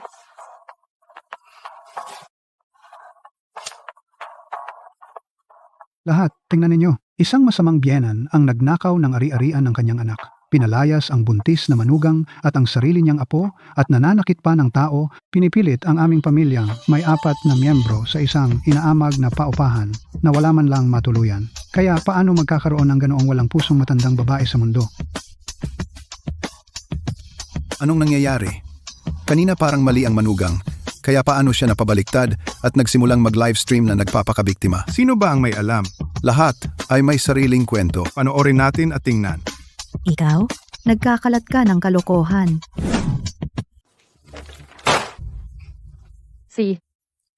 Ngayon, sa harap ng lahat ng mga kapitbahay at ng mga manunood, ayusin na natin ang isyong ito. Ito ang mga medical record ni Susan mula noong araw na sinampal siya. Diagnosis, contusion ng malambot na tisyo ng mukha, tinnitus ng kaliwang tenga dahil sa nerbiyos. Ito ay may selyo ng ospital at pirma ng doktor na gumamot, kaya sinasabi mong sinaktan ka ni Susan. Kung gayon, nasaan ang medical history mo? Hindi mo pwedeng gamitin ang iilang pulang marka sa mukha mo para manira ng ibang tao. Buntis ako. Natakot akong magpa-x-ray. Paano kung makasama sa baby ang radyasyon? Ilang piraso lang na papel. Paano namin malalaman na hindi mo peke ang mga ito gamit ang koneksyon? Peke? Ito ay isang pinagsamang testimonya mula sa 12 dating kapitbahay sa lumang lugar. Bawat salita ay nagsasabing, ang pamilya ninyong 3 ay tumira ng libre sa loob ng 10 taon. Si Susan ay gumigising bago madaling araw para mamalengke, magluto, at maglinis. Yvonne, nagtatantrums ka kapag hindi ayon sa gusto mo ang mga bagay-bagay at nananakit ka pa ng iba sa publiko. Dapat ba akong tumawag ng ilang kapitbahay ngayon din at hayaan silang sabihin sa mga manonood ang totoo?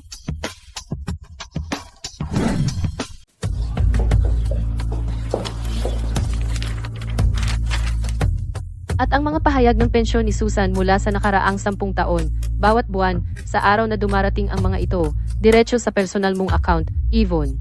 Malapit sa $100,000 ang kabuuan.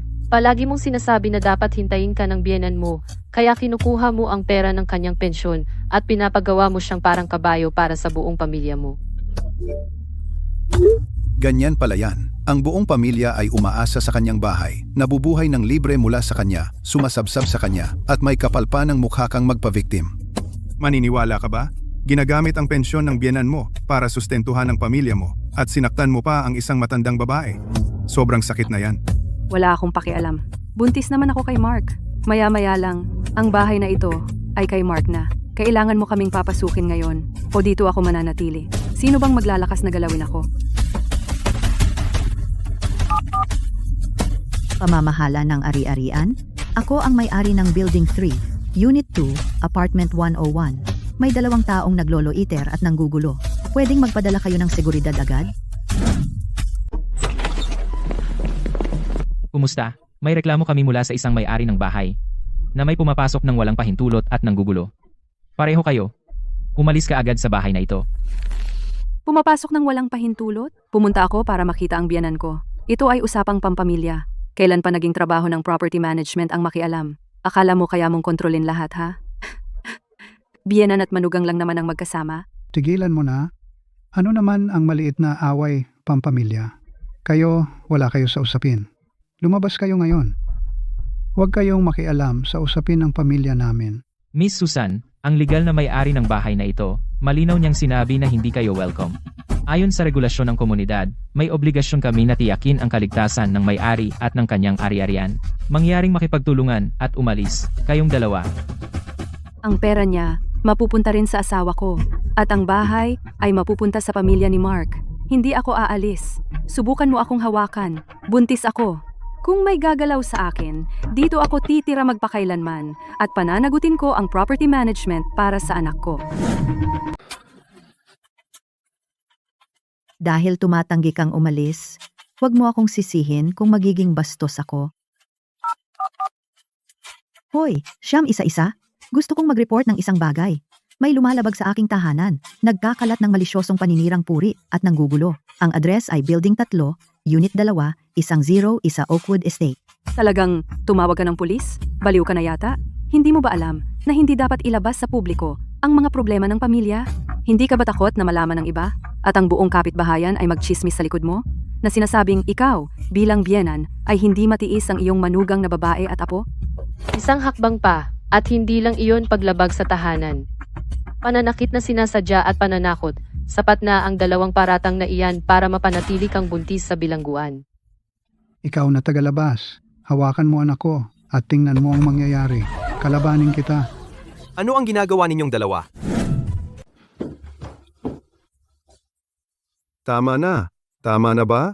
Sino ang nagsabi sa iyo na pumunta dito at manggulo kay nanay? Tumayo ka na at umuwi na tayo. Ay, Ginawa ko lahat ito para sa pamilya. Akala mo ba gusto kong nandito, buntis, at nagpapakatanga? Mark, bakit ka nakikisama sa mga tagalabas? Pumunta kami para tulungan kang makuha ang bahay. tumahimik ka, magsalita ka pa, at maglalakad ka pa uwi mag-isa.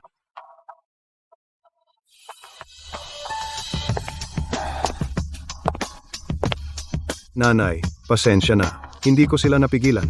Hinayaan kitang apihin. Alam kong naging gago ako sa nakaraang 10 taon. Hindi ko natupad ang tungkulin ko bilang anak. Pumayag akong mambuli sila sa iyo. Pag-uwi ko, pinag-isipan ko ito ng matagal. Talagang alam kong mali ako. Huwag kang mag-alala. Mula ngayon, hindi ko na sila hahayaang gumulo sa buhay mo. Ako, pumunta lang ako para humingi ng tawad sa iyo. Susan, tingnan mo. Umamin na ang bata na mali siya. Pagkatapos ng lahat, sarili mong dugo at laman siya. Paano mo talaga mapuputol ang ugnayan ng dugo? Inamin na niya ang pagkakamali niya. Bakit hindi bigyan mo na lang siya ng pagkakataon? Tama iyan. Susan, hindi magtatagal ang galit ng ina at anak sa isa't isa. Ang mahalaga ay nagsisi na siya.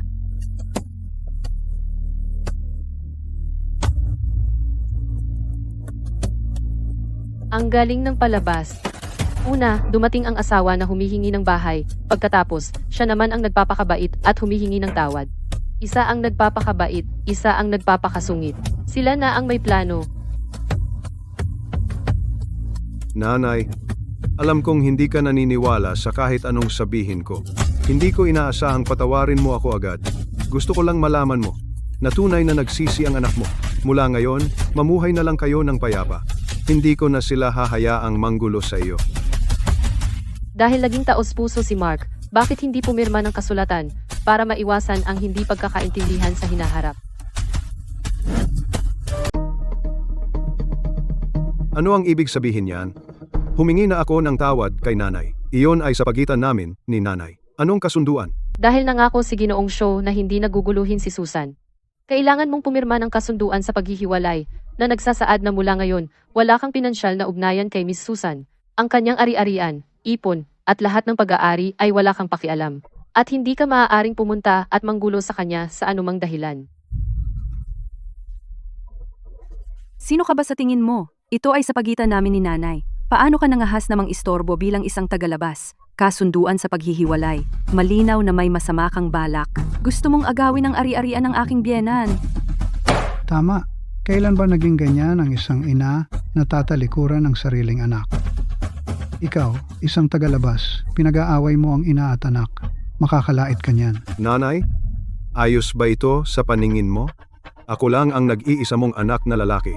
Ako ang dapat na mag-aalaga sa iyo sa iyong pagtanda. Hindi mo ako pwedeng itakwil ng ganun-ganun lang. Ano na lang ang iisipin ng mga tao sa iyo? Sige, huwag mong pirmahan ang kasunduan sa pagtalikod. Pagkatapos, sumulat ka ng liham ng garantiya. Pangakong hindi na mag-istorbo kay Susan, kahit kailan at sa anumang dahilan. At pumunta ka sa notaryo para sa notaryasyon ng ari-arian. Ipaliwanag na lahat ng ari-arian sa pangalan ni Ginang Susan ay sa kanya lamang, kusang loob mong tinatalikdan ang lahat ng karapatan sa mana. Hindi ka hihingi ng kahit isang sentimo.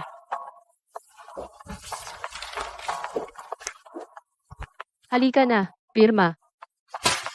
Bakit ko kailangang magpanotaryo ng ari-arian? Ako ang sarili niyang anak. Lahat ng pag-aari niya ay dapat akin na. Kung hindi niya ibibigay ang pera niya sa akin, ibibigay ba niya ito sa isang tagalabas na gaya mo?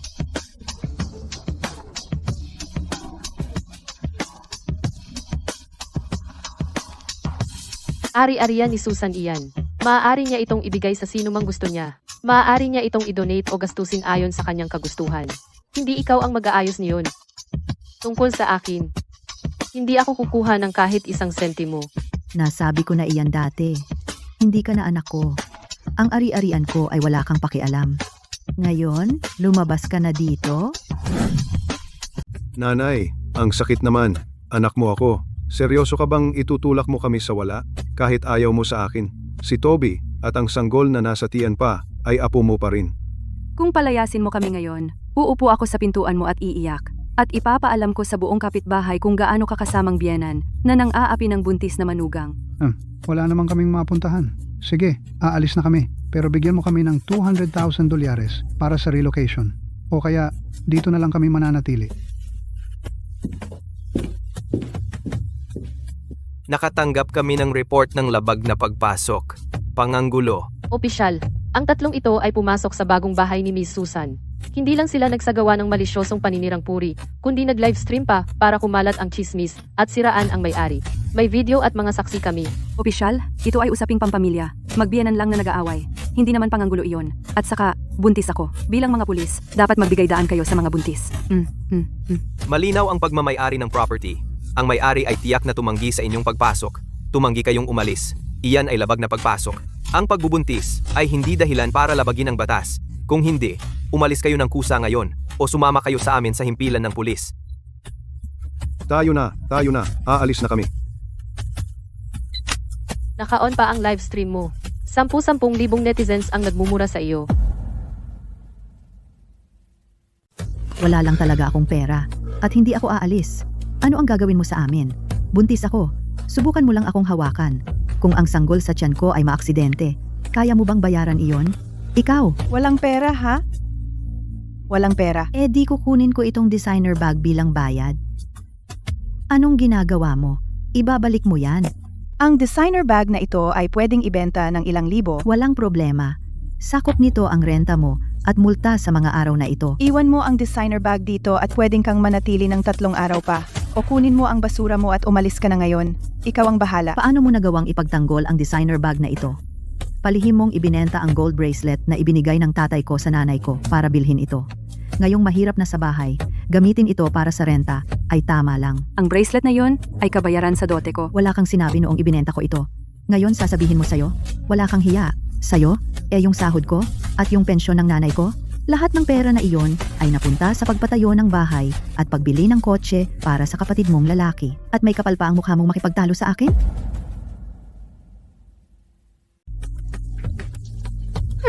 Iimpake mo ang gamit mo at umalis ka na ngayon. Hindi ko na ipauupahan ang bahay na ito. Bakit mo kami pinalayas? Nagbayad na kami ng renta hanggang katapusan ng buwan. Hindi pa tapos ang kontrata. Hindi mo basta-basta pwedeng ipatigil ang pagpaparenta. Bahay ko ito. Gagawin ko ang gusto ko. Ang pamilya mong may 4 na miyembro ay maingay araw-araw. Ang matandang babae sa ibaba ay 3 beses nang nagreklamo. Ginang, pumayapa po kayo. Ang mga bata ay bata pa. Hindi nila maiiwasang maingay. Mag-iingat na kami mula ngayon. Hindi na namin naabalahin ang mga kapitbahay. Ano sa tingin ninyo? Kailangan ninyong magbayad ng dagdag. 40 piso bawat araw. bigyan ninyo ako ng 120. Pwedeng manatili kayo ng 3 araw pa. O kaya, iimpake ang gamit at umalis na ngayon. Ginang, pwede bang babaan ninyo ng konti ang presyo? Wala akong maipon na 200 piso. Ito lang. Pinagsasamantalahan mo kami. Nagbayad na kami hanggang katapusan ng buwan. Paano mo kami basta-basta pwedeng palayasin? Nakasaad sa kontrata na walang pag-istorbo sa kapitbahay o pagsisikip. May karapatan akong wakasan ng maaga, walang refund sa deposito o renta, at may babayaran kayong kompensasyon. O magbayad kayo at manatili ng 3 araw, o umalis na ngayon din. Maliit lang na pensyon, wala yon. Sulit bang isampa sa korte? Nagdesisyon na si Miss Susan ang mga record ng bank transfer. Iniingatan namin ang mga ito. Kung overdue na at hindi ka nagbabayad, magpapatupad kami ng legal na hakbang. Baliw na siya. Lakas ng loob niyang idemanda tayo. Walang pagkakataon. Hindi ako magbabayad sa kanya kahit piso. Subukan niya lang. Tama, biyaya namin sa kanya ang pagkuha ng pera niya. Kalimutan mo na siya.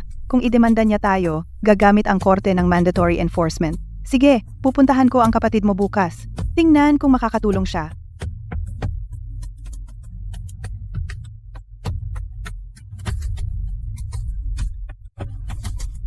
John, nakarating ka. Mark, anong nangyayari? Busy ako, okay? Ang perang ibinigay ni Yvonne sa iyo para sa pagtatayo ng bahay. Bahagi nito ay pensyon ni Susan. Ngayon ay may abogado na siya at gusto niyang ibalik ang pera niya. Kailangan naming makakuha ng mahigit 70,000 sa loob ng 3 araw. Tingnan mo, magambag ka muna ng pera para sa emergency.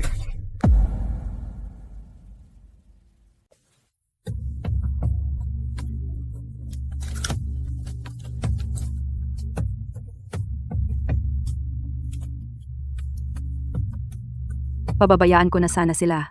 Kaya tungkol sa pensyon, hindi ko na itinuloy. Ngunit hindi inaasahan. Lumala sila. At tinutok nila ang kanilang paningin sa bago kong bahay. Kung ganito ang pagtingin, Hindi na ako kailangang maging mahina ang loob. Wani, mangyaring makipag-ugnayan sa isang abogado para sa akin. Gusto kong mabawi ang perang ito. Walang problema. Susan, Iwan mo ito sa akin. ang pinakamahalaga sa iyo ngayon, Ay ang masayang. kumain ng cake para sa bago mong bahay. Oo, mula ngayon, mamuhay ka ng payapa. At tumigil ka na sa pag-aalala sa kanila. noong nakaraan masyado akong maalalahanin. Laging nakikipagkompromiso para sa kapayapaan. Kaya sila patuloy na nananakit sa akin ng paulit-ulit. Kapag nakuha ko na ang aking pensyon, mula ngayon, kung si Mark ay mabuhay o mamatay. Ay wala nang kinalaman sa akin.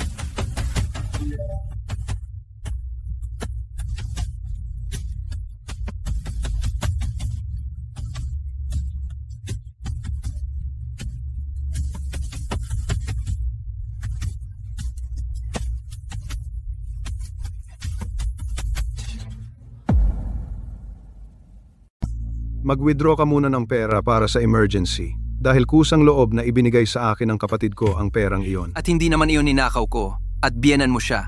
Kaya ang gastos para sa iyo natural lang, di ba? Bakit niya pa kukunin? Pero pera iyon para sa kanyang pagre-retiro. Kung talagang magsasampa tayo ng kaso, Pareho tayong mapapahiya. Ikaw muna ang mag-withdraw ng pera. Para sa cash flow, at pag gumanda na ang sitwasyon, babayaran kita, okay? Cash flow? Bumabalik ka sa dati. Hindi mo kayang kausapin ang sarili mong ina? Inilagay ko lahat ng pera ko sa bahay. Wala nang natira, kaya hayaan mo siyang magsampa ng kaso. Dahil wala akong kinalaman doon.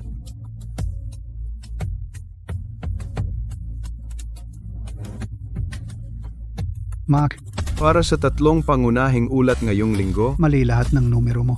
2 malaking kliyente ang nawala at natalo ang kumpanya ng daan-daang libo. Amo, marami akong pinagdadaanan sa bahay at hindi ako ang aking sarili. Kaya bigyan mo ako ng isa pang pagkakataon. isa pang pagkakataon.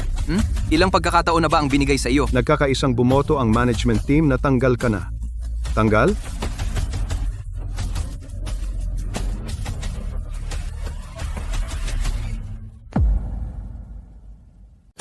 Kumuha ka ng pera para may pandagdag tayo. Kusang ibinigay sa akin ni Emma ang perang iyon. Hindi ko naman ninakaw iyon. Siya ang biyenan. Hindi ba dapat siya ang gumagastos para sa iyo? Bakit niya pa kukunin ulit? Pero, pera iyon para sa kanyang pagre-retiro. Kung umabot ito sa korte, magmumukha tayong masama lahat. Kunin mo na lang ang pera at gamitin muna. Kapag kumalma na ang lahat, babayaran kita. Okay? Pandagdag? Para kang bumabalik, sumumpa ako. Hindi mo man lang mahawakan ang sarili mong nanay. Inilagay ko lahat ng pera sa bahay. Wala nang natira. Hayaan mo siyang magdemanda. Wala akong pakialam. Wala naman akong kinalaman doon.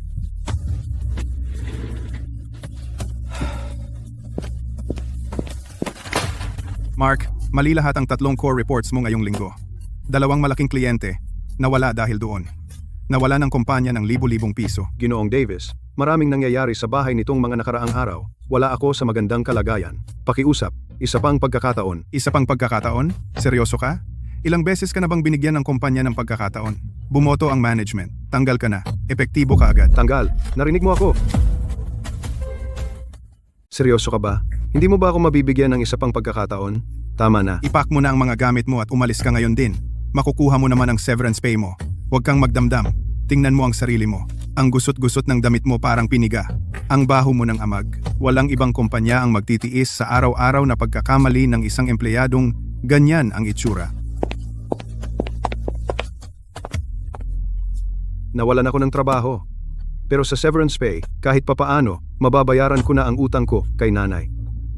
Dati si nanay ang naglalaba at namamalansya ng mga damit ko. Hindi ko naisip na kung wala siya, mawawala rin sa akin ang mga pangunahing kakayahan sa buhay. Susan, itong washing machine na binili ko para sa iyo ay may drying function. Hindi mo na kailangang magkusot ng damit o magsampay pa. Kunin mo lang at suot na. Noong araw, parang bundok ang labahan ng pamilya. Naglalaba ako hanggang sa hindi na makatayo ng tuwid. Ngayon ko lang napagtanto na ang paglalaba ay kayang gawin nang hindi man lang gumagalaw ang kamay. Anong nangyayari? Bakit grabe ang pagsusuka ni Toby? Paano ko malalaman? Mula pa kaninang umaga, sumasakit ang tiyan niya. 3 beses nang sumuka, walang tigil sa pag-iyak, at nababaliw na ako sa kanya.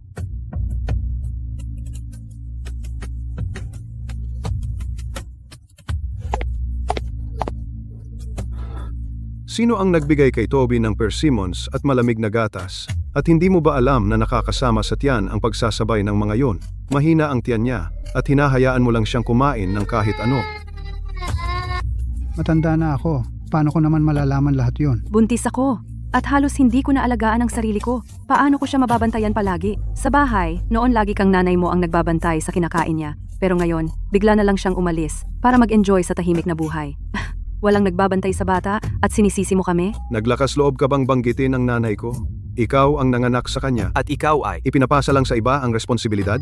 Sa 10 taon, tinulungan ng nanay ko ang pagpapalaki sa bata. Nagluto at naglinis. At ni hindi ka naghugas ng pinggan. Pero ngayon, nagkamali ang bata sa pagkain. Bigla mo siyang naalala? Nanganak ako ng anak ng pamilya ni Mark. At ang pag-aalaga sa apo ay tungkulin ng lola. Nasiyahan siya sa 10 taon ng kaligayahan ng pamilya. At ngayon, bigla na lang siyang umalis. Iniwan kaming dalawa na magtiis sa basurang ito. At hindi ko pa siya pinapanagot. Masakit ang tiyan ko. Ano na lang ang saysay ng lahat ng ito ngayon? Dadalahin ko siya sa ospital. Mga pagsusuri sa laboratorio, mga likido sa ugat at reseta, kabuuan ay $3,286. Paano naman naging ganito kamahal? Ang sanggol ay may matinding gastroenteritis. Medyo nag-dehydrate siya. Binigyan namin siya ng mga electrolyte, kasama ang pagsusuri ng dugo at ultrasound sa tiyan. Nakalagay lahat ang detalye sa resibo. Pwede mo naman itong tingnan mismo. Pagkatapos kong bayaran ang resibong ito, wala pang $300 ang matitira sa akin. At wala na akong trabaho ngayon. Paano kami mabubuhay?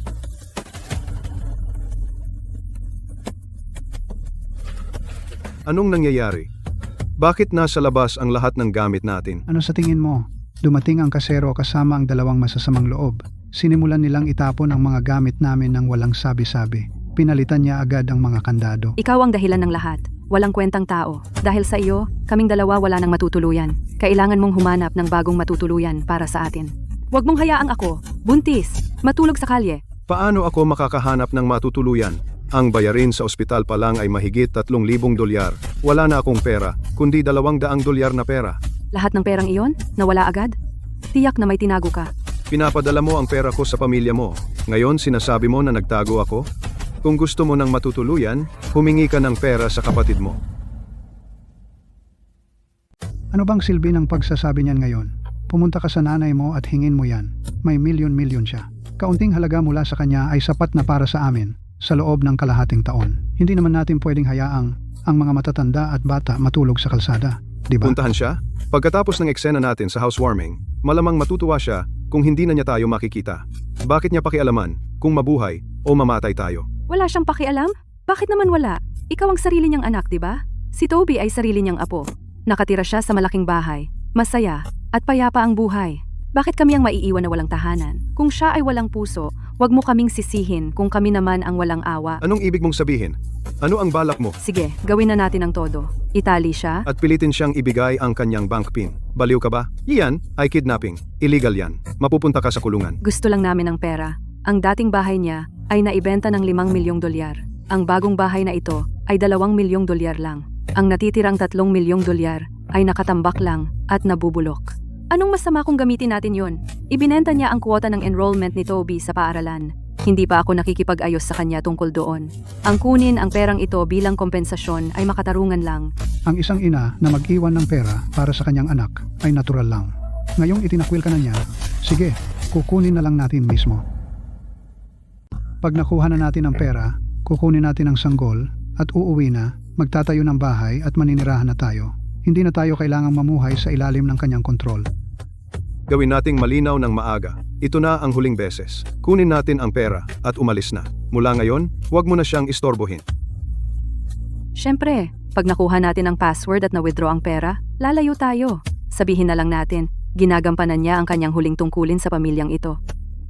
Ikaw, masyado kang nag-aalala. Isang matandang babae lang ako.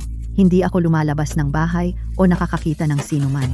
Ano naman kaya ang mangyayari? Susan, huwag mong balewalain ito. May hawak kang milyon-milyong dolyar. Si Mark at ang kanyang pamilya ay desperado. Baka gumawa sila ng kaduda-dudang bagay. Naayos ko na ang 2 malalakas na bodyguard na sasamahan ka tuwing lalabas ka. Medyo sobra na yata, di ba? Kahit gaano sila kawalang awa, hindi naman nila ako kukidnapin. Mas mabuti ng maingat kaysa magsisi. Tandaan mo noong nakaraan sa housewarming, pumasok lang sila ng walang paalam. Ang pagkakaroon ng 2 taong nagbabantay sa iyo ay magbibigay sa akin ng kapayapaan ng isip sa trabaho. Hayaan mo lang silang manatili. Gawin mo itong pabor sa akin, okay? Sige, kung ano ang sabi mo. Tuwing umaga, alas 7, umaalis siya ng bahay ng eksakto. Pumupunta siya sa palengke sa eskinita para mamili. Kailangan niyang dumaan sa luma at sira-sirang eskinita. May mga lumang pader sa magkabilang gilid. Wala kahit anong security camera. Maagang umaga. Halos walang naglalakad. Perpektong lugar. Ako ang magbabantay sa inyo. Mark, magsuot ka ng baseball cap at magsuot ka ng maskara. Kaladkarin mo lang siya sa sulok na iyon, sa tabi ng pader. Ilagay mo ang kutsilyo sa lieg niya. Ang matandang babae na iyon ay takot sa sarili niyang anino. Maninigas siya sa lugar. Bubulala siya ng password. Hindi. Gagamit ng kutsilyo? Kung magkamali tayo, mapupunta tayo sa bilangguan. Bukod dito, siya ang nanay ko. Sa sandaling magsalita ako, makikilala niya ang boses ko. Pwede bang babaan mo lang ang boses mo at magpaboses kang magaspang? Ilagay mo lang ang kutsilyo sa leeg niya. Hindi naman talaga natin siya sasaksakin. Takutin mo lang siya. Kapag nakuha na natin ang password, ililipat natin ang pera at aalis. Isipin mo si Toby. At itong nasa tiyan ko. Hindi natin pwedeng hayaan ang mga anak natin na matulog sa lansangan kasama ka, kumakain ng instant noodles. Kung hindi tayo magpakatatag, paano pa tayo makakakuha ng pera ng madali? Tama. Ang pera mula sa pagbebenta ng bahay dapat ay sa iyo, Mark. Yung matandang byuda, walang puso, igiit na sa kanya lahat. Nagbabanta sa pamamagitan ng kutsilyo, kaya ano kung tinakot ko siya. Kapag nakuha na natin ang pera, sasakay tayo ng bus pabalik sa probinsya ngayong gabi. At hindi na natin siya guguluhin. Sige. Aalis tayo pagka nakuha ang pera. Hindi na babalik. Huwag mag-alala. Kapag nasa kamay na ang pera, sasakay tayo ng taxi diretsyo sa istasyon. Walang makakaalam nito. Ang planong ito ay sigurado.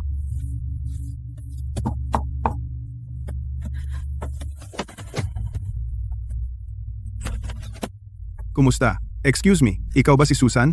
Si Miss Wane ang nagpadala sa amin. Nandito kami para tiyakin ang iyong kaligtasan habang nasa labas ka.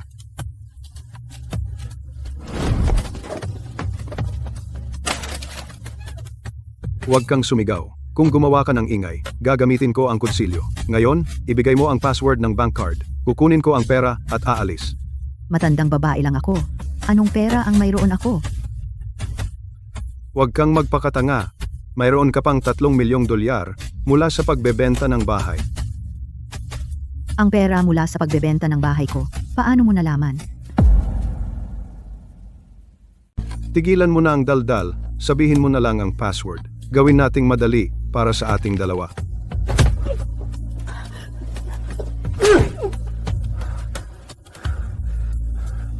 Ayaw mong gawin ng madali ah. Kung hindi ka kumilos ng maayos, hindi kita pakikitunguhan ng mahina. Siya. Magsasalita ako. Huwag kang mag-init ng ulo. Ang password ay...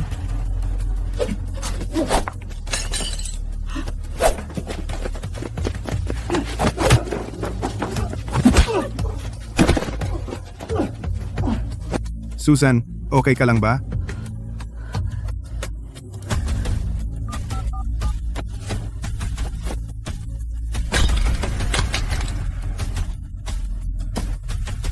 Mac. Nanay, napilitan ako. Wala akong paraan. Walang paraan? Walang paraan? Kaya ka naglabas ng kutsilyo? Ninakawan mo ako? Pinalaki kita ng ilang dekada. At ano ang nakuha ko? Isang magnanakaw.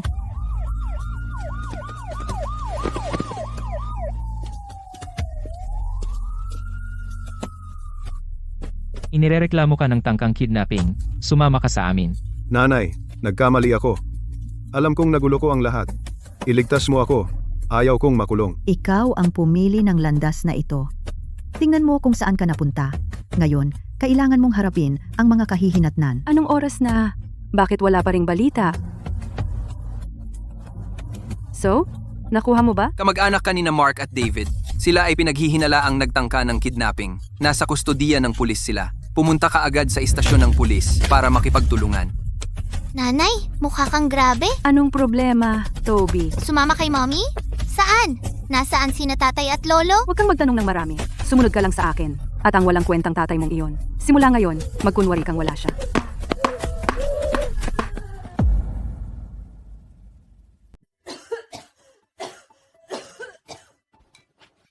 Nanay, uminom ka ng tubig. Toby, pasensya na anak. Kung hindi lang ako nakipag-away sa lola mo noon, hindi tayo mapupunta sa gulo na ito. Nabulag ako at sinama kita. Tapos nag-asawa akong muli ng driver ng truck. Akala ko magiging tagapagtaguyod siya. Pero uminom lang siya at binugbog ako araw-araw. Binugbog niya ako ng walang awa kahit 6 na buwan akong buntis. Nalaglag ang sanggol ko. Nang malaman niyang hindi na ako magkakaanak, pinalayas niya kaming dalawa sa kalye. Nanay, huwag ka nang magsalita. Magpahinga ka na lang. Tinawagan ko na si Lola. Darating siya dito agad. Mabuti naman, pumunta ka sa lola mo. Siya lang ang talagang nagmamalasakit sa'yo. Naging masamang ina ako. Mali ang itinuro ko sa'yo. Kapag nakita mo ang lola mo, humingi ka ng tawad ng maayos. Makinig ka sa kanya. Susan, anong nangyari? Si Yvonne ay mamamatay na. Gusto niya akong makita sa huling pagkakataon. Sabi niya ipinagkakatiwala niya si Toby sa akin. Huwag kang pumunta. Naalala mo ba ang ginawa niya sa'yo? Nakalimutan mo na ba? Ngayon, desperado na siya at ikaw lang ang iniisip. Malamang may binabalak siya. Siya ang gumawa ng gulo. Kaya bakit ikaw ang mag-aayos? Sa huli, si Toby ay nananatiling ugat ng pamilya ni Mark. Hayaan mo akong tumingin. Kahit papaano, bigyan mo siya ng disenteng paalam. Sige, sasamahan kita. Kung sakaling may mangyari.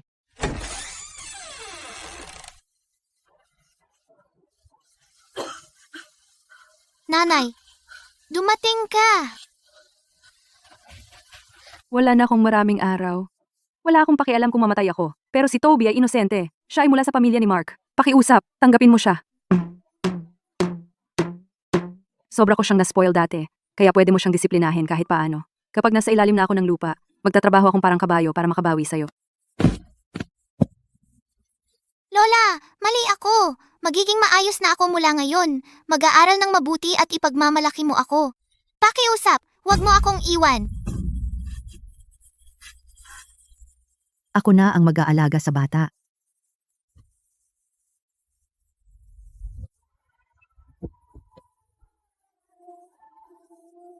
Tapos na akong magtampo sa'yo. Huwag kang mag-alala. Papalakiin ko ng mabuti si Toby.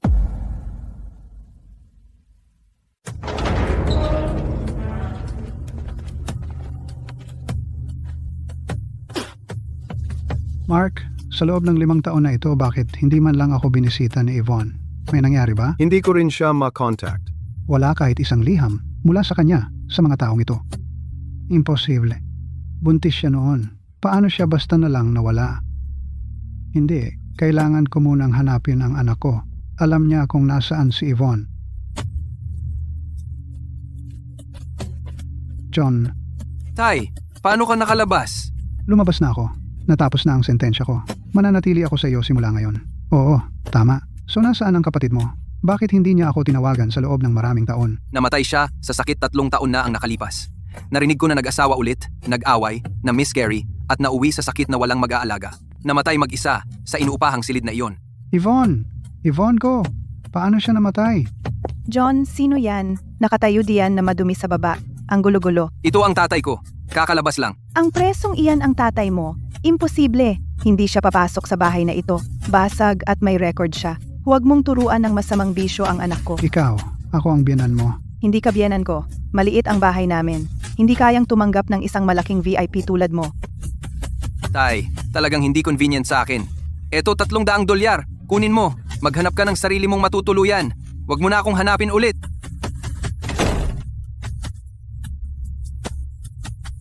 Anong kasalanan? Karma yan lahat.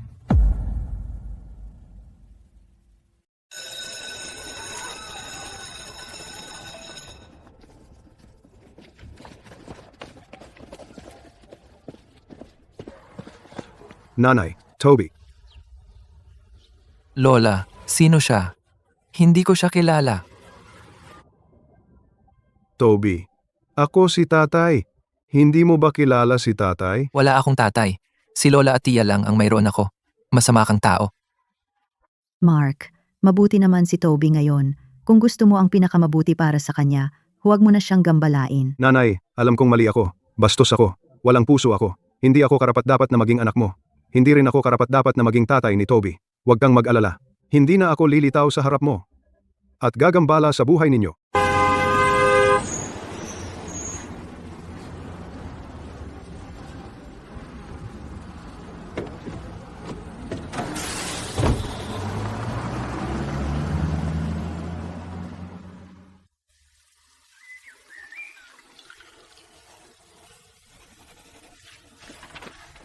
Lola, tingnan mo ang larawan na iginuhit ko ng 3 natin. Susan, tingnan mo kung gaano kaganda ang buhay ngayon. Oo, sa buhay, laging iniisip natin na hindi natin kayang bitawan ang dugong ugnayan o mga anak. Ngunit kapag tumanda na tayo, napagtanto natin. Ang dapat talaga nating hawakan ay ang sarili nating buhay.